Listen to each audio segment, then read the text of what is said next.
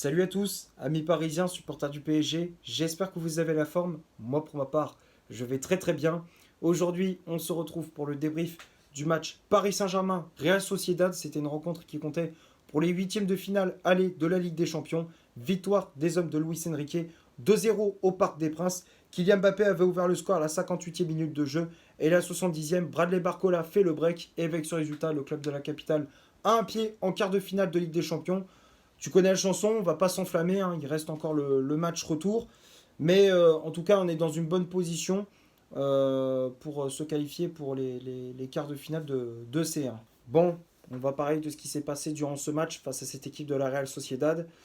Euh, Globalement, ça a été un match très moyen de la part des hommes de Luis Enrique. La première période n'était pas bonne du tout. On manquait d'agressivité, de caractère, de calme également dans la construction de jeu. À chaque fois que la Real Sociedad mettait du pressing, c'était la panique totale. On avait le sentiment que les Parisiens jouaient avec la peur. Les Parisiens jouaient avec la peur, ça respirait pas la sérénité. La Real Sociedad qui a bien bougé le Paris Saint-Germain dans ses 45 premières minutes. Ils ont eu des occasions, que ce soit avec Kubo, André Silva ou même Merino avant la mi-temps qui avait trouvé la transversale de Donnarumma. On a eu très très chaud dans cette première période. En termes d'occasions, sur les phases offensives, on n'a pas montré grand-chose. On n'a pas eu beaucoup d'occasions franches, mis à part le face-à-face de Mbappé avec Remiro, le gardien de la Real Sociedad, dès la 5e minute, dès l'entame de match. Mais sinon, pas grand-chose à retenir, pas grand-chose à se mettre sous la dent côté parisien en termes d'occasion. Donc à la mi-temps, 0-0 entre les deux équipes. Luis Enrique qui a remobilisé ses troupes durant la mi-temps. Je pense qu'il a poussé une petite soufflante, puisque les joueurs étaient de nouveau mis sur de bons rails. Repositionnement tactique aussi de la part de certains joueurs. On a vu Vitinha plus bas sur le terrain et Fabien Ruiz plus haut. Je pense qu'il y a eu un changement de poste entre les deux joueurs. Et tu sentais que le jeu était beaucoup plus fluide lorsque Vitinha était en tant que milieu défensif. Tu voyais qu'on gérait mieux le pressing de la Real Sociedad, on arrivait à ressortir correctement les ballons. C'était mieux. Et ça paye à la 58e. Corner de Ousmane Dembélé de la gauche de la droite vers la gauche. Marquinhos qui dévide la tête au premier poteau et Mbappé qui surgit. Remiro est battu. 1-0, Paris qui ouvre le score. Et ça permet au PSG d'avoir un déclic pour justement se libérer, lâcher les chevaux. Et voilà, Paris, on sentait que c'était mieux, le jeu était plus fluide, ça allait vite, il y avait du rythme, de la vitesse, de la percussion sur les côtés, que ce soit avec Barcola, Bappé ou même Dembélé aussi. Donc c'était mieux après le but de Mbappé. Et la 70e, Barcola qui fait le break.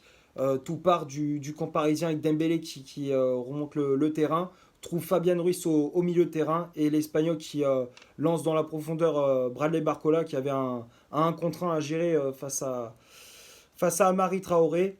Et l'ancien lyonnais qui prend de vitesse le latéral de la Real Sociedad et il ajuste parfaitement Remiro d'une frappe croisée. Ça passe entre les jambes du gardien. 2-0, le break est fait. Après, on aurait pu mettre un troisième but avec Colomani qui était rentré en cours de match, Asensio également. On manque de précision dans la finition. Il y avait la place pour mettre un troisième but. C'est dommage. La deuxième période, on avait réussi à mettre les deux buts, mais on aurait pu mettre un troisième. J'espère que ça n'aura pas de conséquences sur le match retour.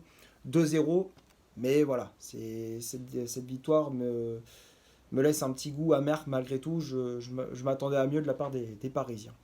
Maintenant, on va passer à la composition d'équipe que Luis Enrique a mis en place pour ce match. Le 11 de départ, je l'affiche juste ici. Donc l'entraîneur espagnol qui a toujours conservé son système de jeu, son fameux 4-3-3, avec Gigio Donnarumma dans les cages. La charge centrale, c'était Marquinhos associé à Danilo Pereira. Marquinhos qui avait le brassard de capitaine. Les latéraux, Achraf Hakimi à droite, Lucas Beraldo à gauche. Le milieu de terrain, on avait Fabien Ruiz positionné en 6, Vitinha et Warren Zaïre-Emery en relayeur. Et le trio d'attaque, on avait Ousmane Dembélé, ailier droit, Bradley Barcola, ailier gauche. Et en pointe, le français Kylian Mbappé. Les changements effectués par l'entraîneur espagnol, donc on a vu les entrées en jeu de Lucas Hernandez à la place de Danilo Pereira, Marco Asensio à la place de Bradley Barcola, et pour finir l'entrée en jeu de Randal Colomoni à la place d'Ousmane Dembélé. Alors les choix de Luis Enrique pour moi sont assez corrects, même si début de match j'ai pas trop compris pourquoi il a mis Lucas Beraldo à la place de Hernandez. Apparemment, il avait une gêne musculaire, donc c'est pour ça qu'il ne pouvait pas démarrer ce match.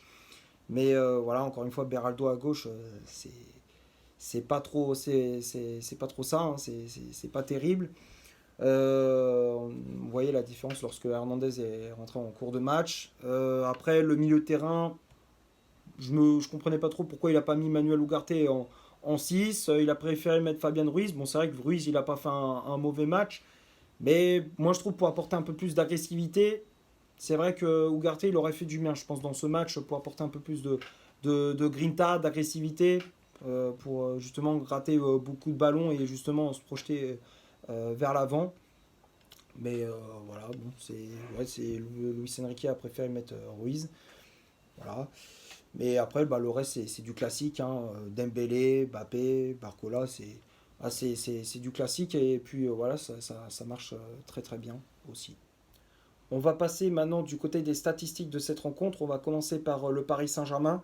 Les Parisiens ont eu 62% de possession de balle, 9 corners, 11 tirs au total, dont 6 tirs cadrés, 3 hors-jeux de signalés du côté de la Real Sociedad, 38% de possession de balle, 7 corners, 6 tirs au total, dont 0 tir cadré, 2 hors-jeux de signalés. Donc quand on regarde les stats, oui, Paris a eu la possession de balle, oui, Paris a eu plus d'occasions que la Real Sociedad, mais tu sentais que voilà, c'était quand même compliqué. La Real Sociedad, même s'ils n'ont pas cadré de tir en première période et même dans tout le long du match, bah, ils ont été quand même, ils ont quand même causé beaucoup de problèmes aux Parisiens. Dans leur temps fort, tu sentais qu'à tout moment, ils pouvaient marquer. Donc, ouais, voilà, c'était, on va dire, ça joue à des détails, hein. La Ligue des Champions, de toute façon, c'est ça. Ça joue à des détails. Si tu mets pas tes occasions au fond, bah, derrière, tu payes cash, tout simplement. Euh, Maintenant, les tops et les flops de cette rencontre. Comme d'habitude, le tableau des tops et les flops, je te les affiche juste ici, hein, les tops et les flops. Donc, dans les tops, j'ai mis Vitinha. Pour moi, ça a été le meilleur parisien sur la pelouse. Que ça soit en tant que milieu défensif ou en tant que box-to-box, milieu relayeur, il a été très très bon. Il récupérait beaucoup de ballons, il se projetait vers l'avant. Euh, les passes, elles étaient propres. Voilà, il a été très précieux au milieu de terrain, Vitinha. Il a fait un très bon match. Même quand il était sous pression, il arrivait à ressortir proprement. Il a été très précieux dans notre jeu parisien. Donc Vitinha, je le mets dans les tops.